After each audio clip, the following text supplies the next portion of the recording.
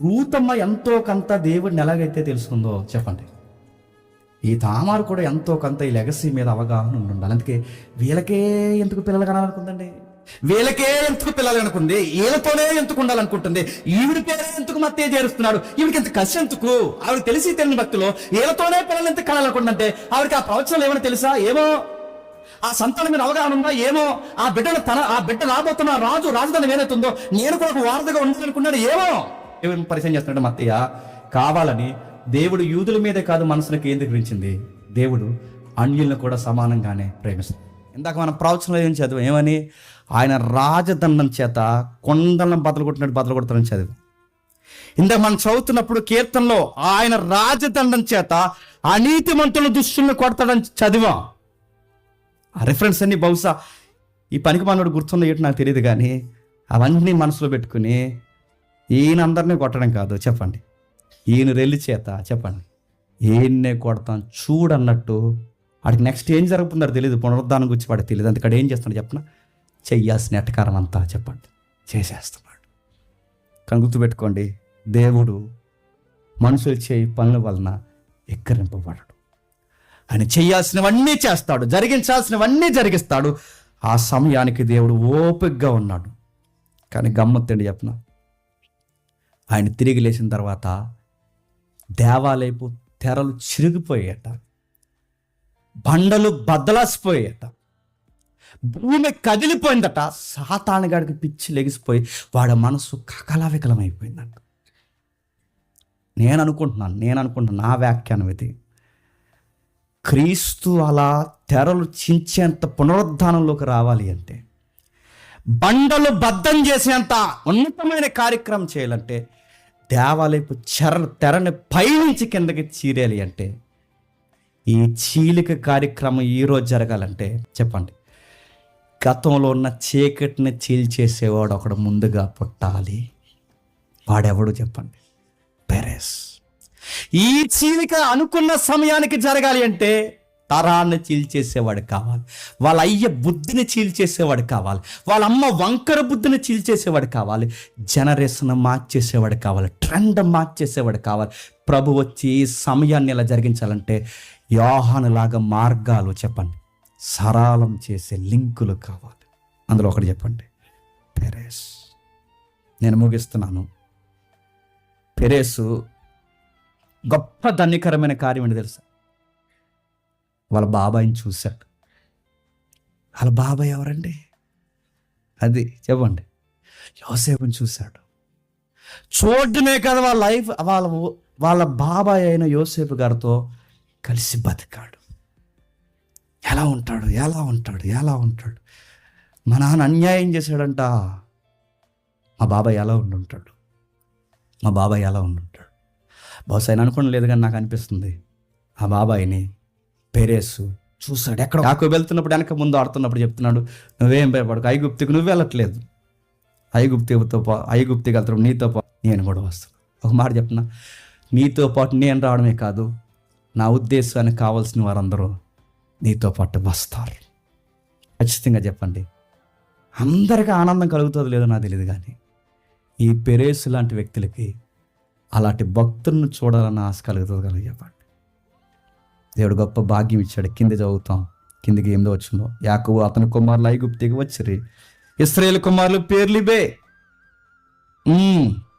రూమేను కుమారులు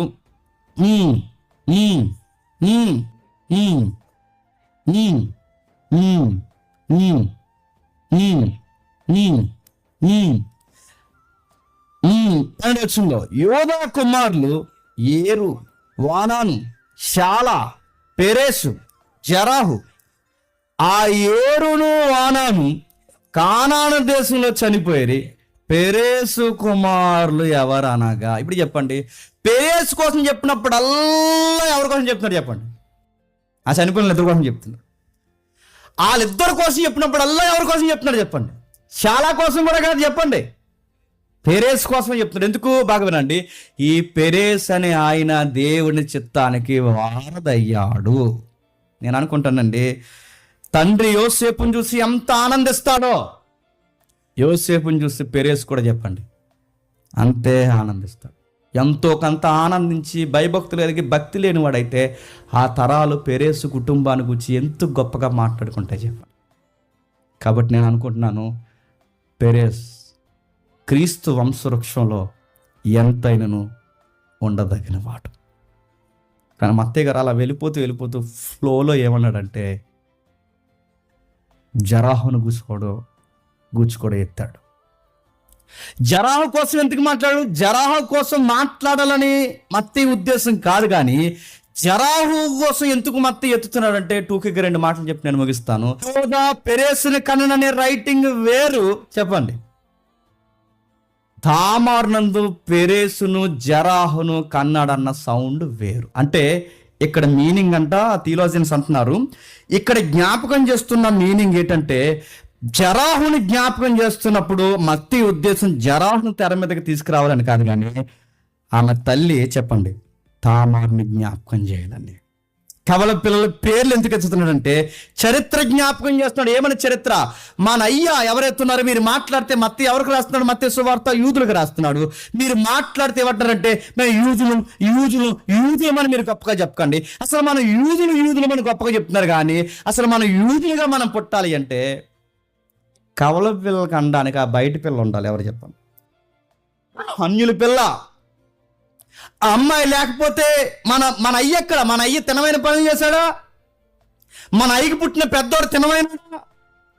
మన అయ్యకి పుట్టిన రెండోడు తినమైనోడా? మూడోడికి లెగసీ ఉందా? ఎవరికొంది బాధ్యత? నేరోగా నడిచిపోయాడు ఆ మూడోవాడు కూడా అని అడుగుతున్నాను. ఎవరికొంది? ఆ తామారు తల్లి, బయట ఆడపిల్ల, అన్యుల పిల్ల. ఆ అమ్మాయి కనుక ఈ సంతానం అనే పిచ్చి లేకపోతే అసలు యోధాని కొట్టుగా చచ్చిపోతున్నారా? మన యూదులమైన మనం ఉంటామా? న్యాయం మాట్లాడుకుందాం అంటున్నాడు. ఎవరు చెప్పండి?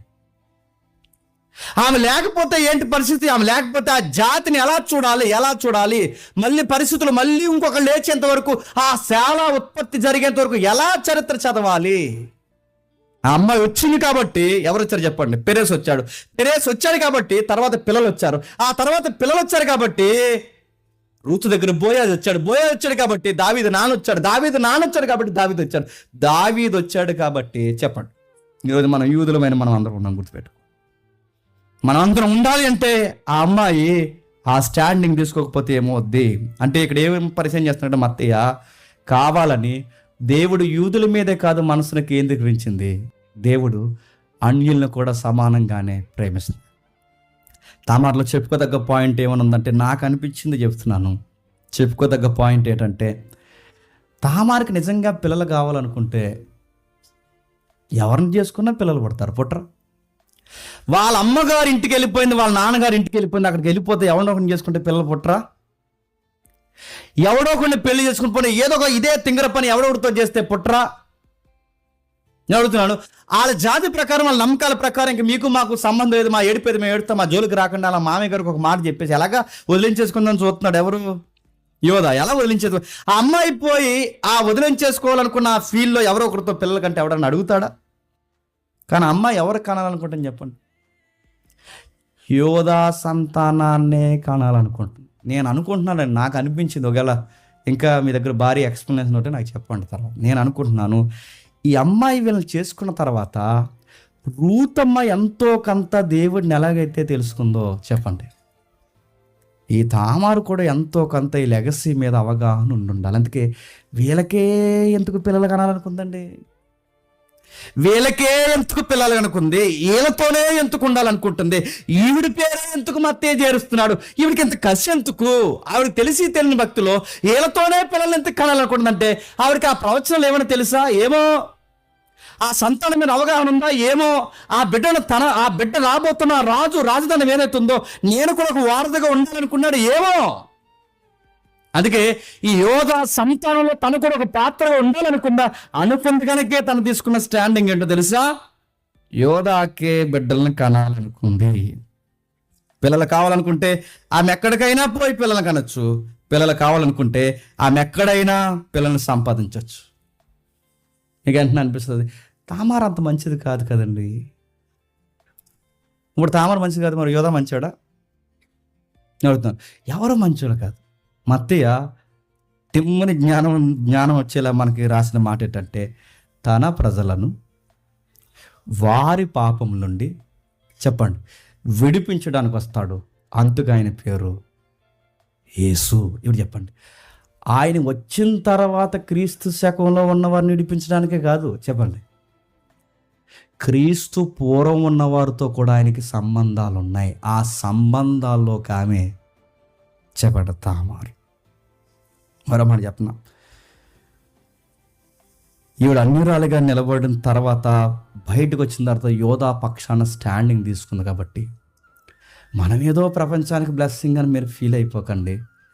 ఆ అన్యుల సహాయాన్ని కూడా దేవుడు చెప్పండి మన యోధ జాతిని నిలబెట్టడానికి ఈ పిల్లని వాడుకున్నాడు అంటున్నాడు మత్తయ్య.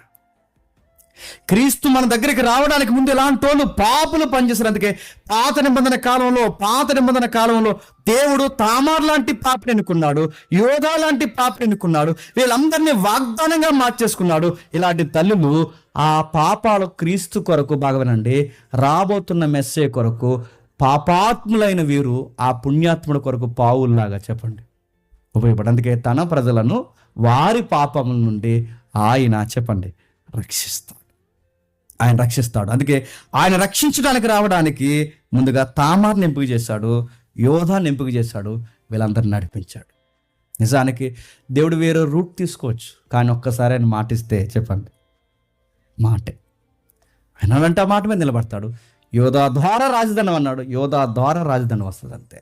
అబ్రహాం ద్వారా మాట ఇచ్చాడు, అబ్రహాం ద్వారా జరుగుతుంది. ఎందుకంటే ఆయనకి భవిష్యత్తులో ఎవరెవరి జీవితాలు ఎలా ఉంటాయి ఆయనకి అన్ని తెలుసు. అందుకే ఆ తెలిసిన జీవితాల్ని క్రీస్తు కొరకు ఏం చేస్తున్నాడు చెప్పండి సమస్తము చెప్పండి సమకూర్చి జరిగిస్తున్నారు. ఇందులో తామారు ఉపయోగపడింది చెప్పండి, యోధా ఉపయోగపడ్డాడు, పెరేస్ ఉపయోగపడ్డాడు. జరాహుకి చేతికి ఏం కట్టారట? ఆ ఎర్రతాడు కోసం చాలా రాసుకొచ్చారు, కానీ నాకు రైట్ అనిపించలేదు. కానీ అయినా చిన్న ఇన్ఫర్మేషన్ ఇస్తా. ఆ ఎర్రతాడు ఎంత కట్టారంటే ప్రతిసారి ఒక రక్షణ గుర్తు చేయడానికి ఎరుపుని సింబాలిక్గా తీశారట. రాహాబను వేశ్య ఆ ప్రమాదం నుంచి బయటకు రావడానికి ఏం కట్టారు చెప్పండి? కిటికీకి ఎర్రటి దారి. ప్రతి దిక్కునే ఎరుపు అనే సౌండ్ చాలా దిక్కున కనబడుతుంది. గుడారం వేస్తున్నప్పుడు ఎర్రటి దారాలు, యాజకుడు ఏ పోతులో ఎర్రటి దారాలు, ప్రతి దిక్కునే ఎరుపు దారాలు, దారం దారం దారం. అంటే ఇది దేనికి గుర్తంటే రక్షకుడు వస్తాడు, రక్తం కారుస్తాడు. ఆ రక్షకుడు రాకకి ఎవరెవరైతే మేము అడ్డుకున్నామో చెప్పండి పక్కకి జరుగుతుంది. అందుకే ఎర్రటి దారం కట్టుకున్న ఆయన, అరే నేను పక్కకు పోతాను చెప్పరా, నువ్వు ముందుకు రారా అన్నట్టుగా, ఆయన తెలిసినా తెలియకపోయినా ముందుకు రారా అన్నట్టుగా ఆ రక్షకుని గుర్తుని చేతి కట్టుకుని పక్కకు పోయాడట. ఆయన పక్కకు పోయాడు, తెర మీదకి చెప్పండి పెరేస్ వచ్చాడు. ఆ పెరేస్లోంచి ఇక అడుగులు స్టార్ట్ అయ్యాయి. క్రీస్తు వంశవృక్షంలోనికి మార్గం చెప్పండి సరళం చేశాడు. వీళ్ళందరిని తెచ్చి మొదట అధ్యాయంలో పెట్టాడు. ఎవరు చెప్పండి? సింపుల్గా అలా రాసుకుంటూ పోయాడు. ఆ రాసుకున్నది ఏటో తెలుసుకోవడానికి మనం యూదులం కాదు కాబట్టి తలప్రాణం చెప్పండి. తోకే కదా బయటికి పోను, తోకలోంచి అలా 10 అయిపోయింది. ఇది తెలుసుకోవడానికి ఇంకా ఏముందంటే, మీరు నేను మళ్ళీ చెప్తున్నాను, నాకు ఉన్న అనుభవాన్ని బట్టి, నా 18 ఏళ్ళ 19 ఏళ్ళ సేవా జీవితాన్ని బట్టి, మీరు మొదటి అధ్యాయాన్ని మీరు మిస్ అవ్వకుండా కంటిన్యూగా మీరు జాగ్రత్తగా వింటే మొదటి అధ్యాయం అయ్యే సమయానికి పాత నిబంధన గ్రిప్ అలా వస్తుందని నేను చెప్తున్నాను. మొత్తం హిస్టరీ అంతా మొదటి అధ్యాయంలో ఉంది. ఓల్డ్ టెస్ట్మెంట్ అంతా మీకు అంత గ్రిప్ వస్తుంది, అంత హిస్టరీ ఉంది, మాట్లాడుకున్న తరగనంత హిస్టరీ. అందుకే ఇది కంటిన్యూ చేయండి. అడుగు అడుగున పాత నిబంధనలో క్రీస్తు మనకు తారసపడుతూనే ఉంటాడు. ఆయన రావడానికి ఎంత హిస్టరీని దేవుడు ఫామ్ చేశాడంటే నడిపించాడు. అది మత్తయి చూశాడు, అపోస్తులు చూశారు. ఈరోజు చెప్పండి మన తరాల తర్వాత మనం చూస్తున్నాం. ఆ దేవుడు మనకి ధన్యత అనుగ్రహించిన దేవునికి మహిమ కలుగును గాక. మోకలే